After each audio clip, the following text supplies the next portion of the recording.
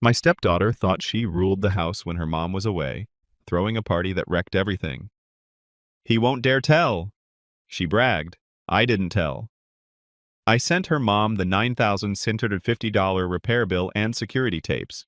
She was grounded for life and begging forgiveness. Original post: I, 44M, am married to Laura, 42F. She has a daughter, Ashley, 17F, from a previous relationship. We've been married for 5 years, living together for 4. Things are generally okay. Ashley and I aren't close, but we maintain a peaceful distance.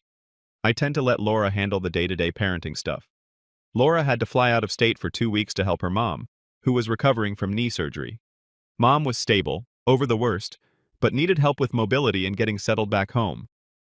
Before Laura left, we had the talk with Ashley.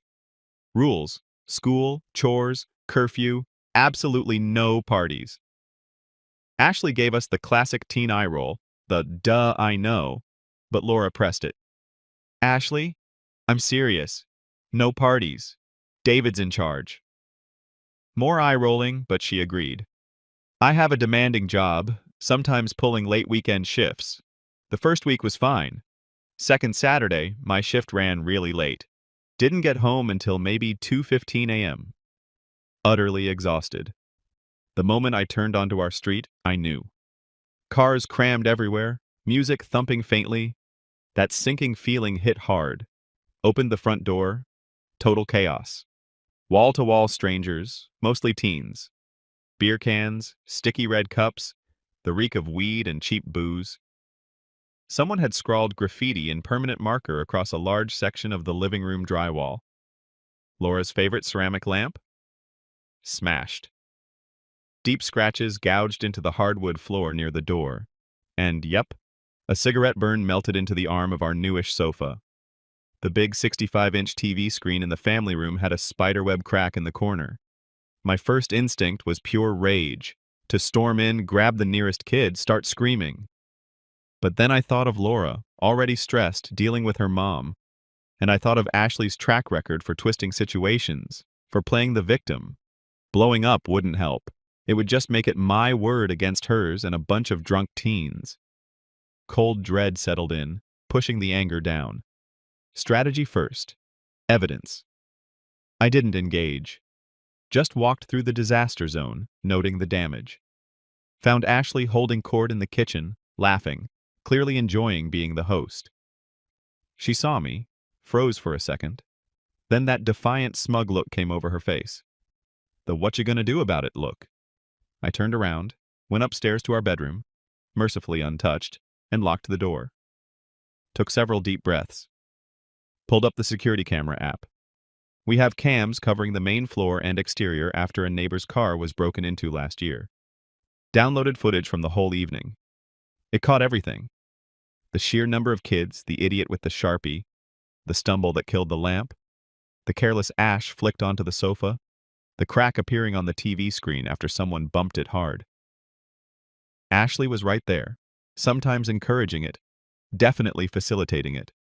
Then, down the hall, I could hear her, talking loudly to her friend. Pretty sure it was Megan. Not right outside my door, but loud enough in the quiet house. Looked so mad, but whatever. David never makes waves. He's terrified of upsetting Mom. He totally won't tell. Laughter followed. He won't dare tell. Okay then. I stayed put. Let the party burn itself out. By 4 a.m., things quieted down. Heard Ashley doing a pathetic attempt at cleanup. Sunday morning, I acted normal. Tired, but normal.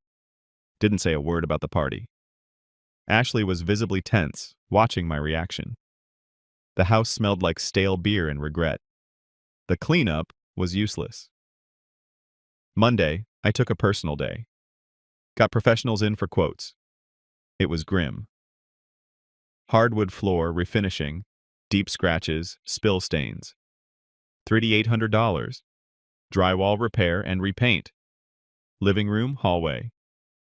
$1,150. Sharpie ink bled through, needed section replaced.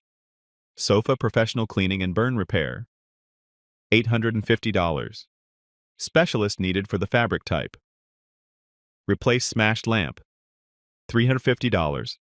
Replace cracked 65-inch TV. $1,100. Couldn't be repaired. Deep cleaning service. Entire house. Biohazard sanitation for guest shower. $700. Yeah, someone puked in the guest shower. Saw it Saturday amidst the rest of the chaos. Just one more lovely detail. Only really registered the cost when the cleaners quoted extra.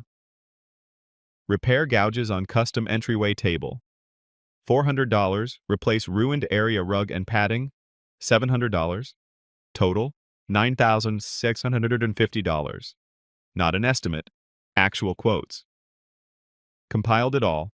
Detailed list, photos of everything. The PDF quotes. Saved key clips from the security footage. The damage happening. Ashley's central role. Drafted an email to Laura. Subject, urgent. House situation and repair costs. Body, hi honey, hope your mom's settling in okay. Need to talk ASAP. We had a major issue here Saturday night while I was working. Significant damage to the house. Didn't want to panic you until I had firm quotes. Attached are the repair quotes, $9,650 total, and photos. I also have security footage clearly showing a massive party Ashley threw, the damage occurring, and her involvement. I also clearly overheard Ashley bragging to Megan afterwards about how I wouldn't dare tell you. Link 1. Damage photos. Link 2. Repair quotes. PDF. Link 3. Key security footage clips. Watch these. Please review everything. Call me when you can. Focus on your mom, but this needs immediate discussion. I haven't confronted Ashley yet. Waiting to talk to you. Love, David. Sent it. Put my phone on silent. Made coffee. Ashley slunk around, radiating that smug, got away with it vibe. Maybe 45 minutes later, my phone lit up. Laura. Voicemail first. Not yelling, but that low, tight voice. David, call me. Now. Called back. Her first reaction was stunned disbelief. Are you sure, David? 9,650? Ashley wouldn't... Then she watched the videos I'd linked while we were on the phone. The disbelief vanished, replaced by pure, cold fury. She knew Ashley could lie. The video evidence was undeniable. She booked the first flight back for the next day. Asked me again not to say anything to Ashley until she arrived. So now I wait. The calm before the storm. Ashley has no clue what's coming. She thinks I'm passive. She thinks she won. She's about to learn otherwise. Update 1. A week later. Laura flew in Tuesday evening. The tension in the car was thick enough to cut. Ashley met us at the door, all fake smiles. Mom, you're back! Laura just gave her a look that could freeze fire. Ashley, living room. I made myself scarce in the kitchen, but could hear the controlled demolition. Laura laid it all out. The lies, the disrespect, the exact cost, $9,650, the specific damages. She made Ashley watch the key video clips on her laptop. The bragging part seemed to land hardest. Ashley tried denial. It wasn't me. Mark's exaggerating. Blame shifting. Megan said her parents let her. Josh brought the marker. Then the waterworks. I messed up. I'm sorry. Laura wasn't buying the performance. You were explicitly told no parties. You lied. You let our home be trashed. You bragged about betraying David's trust and mine. This is about respect, Ashley, which you clearly have none of. The consequences were immediate. Grounded. Through the end of the school year, minimum. No negotiation. After that, privileges earned back slowly, if attitude improves drastically. Phone confiscated, replaced with a basic flip phone for emergencies/job calls only. Computer only for supervised schoolwork. Car keys vanished. Period. Social life? Cancelled. No friends over, no going out, except for work school. Repayment? Ashley had about $1,100 saved. Gone. Towards the repairs. She had to find a part-time job ASAP. Laura told her she'd be contributing significantly from every paycheck towards the $9,650 until she turned 18, at which point they'd reassess based on her attitude and effort. It wasn't just about the money, Laura emphasized, but the long-term responsibility. Apologies. Required written apologies to me and Laura. Plus, helping with any cleanup moving furniture for repairs, supervised. Ashley completely melted down. Full tantrum. Screaming, crying, "You're ruining my life! It's not fair! David hates me! He set me up!" Laura stayed firm. David didn't set anyone up. He documented your choices. Take responsibility. This past week? Frosty doesn't begin to cover it. Ashley is going through the motions. School, chores, silence. Intense glares directed my way. She did call her dad, but Laura had already sent him the highlights reel and the bill. He apparently also chewed her out. Entitlement update. Megan's mom called Laura, full of indignation about how I overreacted, and Ashley was being traumatized by the punishment for a typical teen party. Laura calmly explained the $9,750 reality, the premeditated deceit, and informed her Megan wasn't welcome for the foreseeable future. Click. Ashley tried hiding my work laptop bag Thursday morning. Found it in the downstairs coat closet after a few minutes. Didn't react, just picked it up and left, refusing to play those games. Repairs are scheduled. It's a financial hit, but we'll manage. Ashley's future contributions are more symbolic of the consequence than a practical repayment plan right now. Laura thanked me again for the way I handled it. The evidence made it impossible for Ashley to manipulate her way out. No apology from Ashley yet, just pure, distilled resentment. She clearly thinks this punishment is temporary. She's wrong. Update 2. 3 weeks later. Life under lockdown continues. Ashley landed a job bussing tables after about 2 weeks. Mrs. Henderson down the street owns the diner and owed Laura a favor, ironically. Comes home smelling like fry grease and radiating fury. Still shooting me death glares. Whatever. Enter Aunt Susan, Laura's sister. Lives a few hours away, got the edited for sympathy version from Ashley, probably via that burner flip phone or a school friend. After a few probing calls to Laura, Susan decided to grace us with her presence last Saturday. The fake sympathy was overwhelming. Big hug for Ashley. "You poor darling." Then cornered Laura and me. "Laura, honey, don't you think this is excessive? Grounded for months? Making her work off some silly party damage? Kids will be kids. David, you need to lighten up. These things happen." I kept my voice even. "Susan, it was $9,650 in damages and a deliberate violation of trust, not just silly party damage." Susan waved it off. $9,650. "Oh, please. Repair guys always rip you off. Ashley said it was mostly just cleanup." She then tried the concerned angle. "Frankly, Laura, this kind of pressure isn't healthy for a young girl. It could affect her mental health." Laura shut her down before I had to. "Susan, I saw the videos. I paid the bills. It was that bad. And Ashley lied. Repeatedly. Her mental health needs to learn about consequences. David documented it perfectly, and we are handling this as a team. Your undermining stops now." Susan looked shocked, but subsided into pointed sighs and passive-aggressive remarks. Before leaving, she tried to palm Ashley a $100 bill. Laura intercepted it smoothly. "She earns her spending money now, Susan. Thanks, though." Susan left in a huff. Later, Laura discovered texts from Susan on Ashley's flip phone. "Your mom's being unfair. Hang in there. This stepdad sounds controlling." Laura had another very curt phone call with Susan laying down the law about interfering. Ashley's entitlement is digging in. She tried spreading a rumor at school that I had anger issues and exaggerated the damage to get her in trouble. Laura got a heads up from another parent. She emailed the school counselor a brief, factual summary of the incident, party, damages confirmed by quotes, photos, consequences being handled internally, and attached one photo of the Sharpie wall, stating clearly that false rumors targeting me were unacceptable and needed to stop. The counselor agreed to speak with Ashley about spreading malicious gossip. Ashley got another lecture from Laura about honesty and integrity. The revenge is just relentless consistency. Every complaint, every attempt to wiggle out, every glare is met with calm enforcement of the rules. No drama, just the reality of the situation. No phone privileges back, no car, working shifts, handing over earnings. Her paychecks barely scratch the surface, maybe $100, $150 towards the debt each month after taxes, but it's about the principle. She tried holding back some cash tips.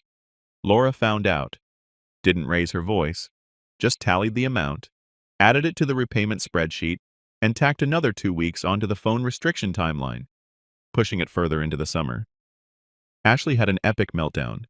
Screaming, crying, called me every name imaginable, accused me of enjoying her misery and ruining her senior year. I didn't engage, waited for the storm to pass, quietly said, "The rules are clear, Ashley. Actions, consequences."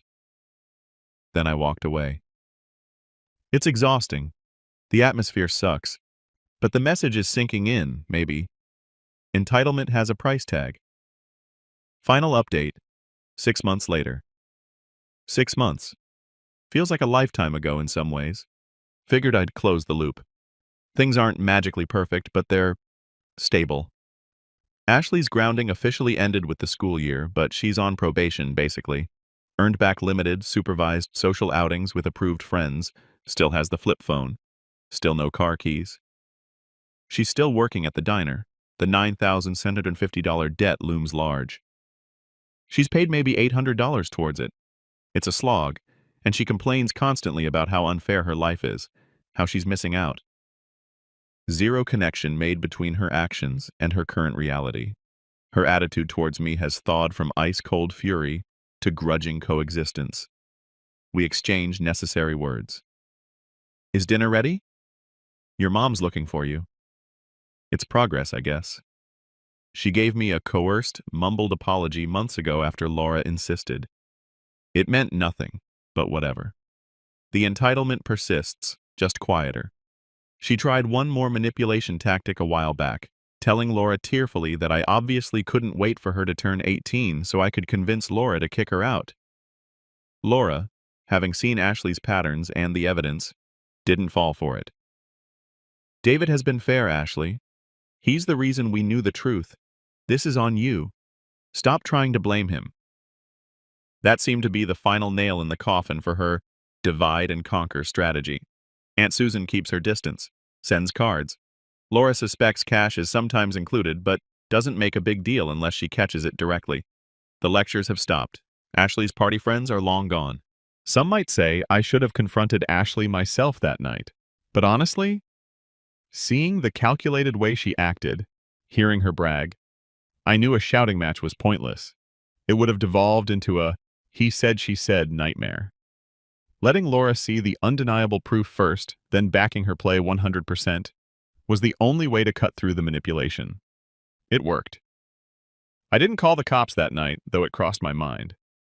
The party was dispersing, no violence, and honestly, the thought of getting Ashley tangled in the legal system felt like a nuclear option I wasn't ready for. Handling it internally felt right. Heard later a neighbor did call the non-emergency line about noise, but patrols just drove by as things were quieting down. My relationship with Ashley might never be warm. That's okay.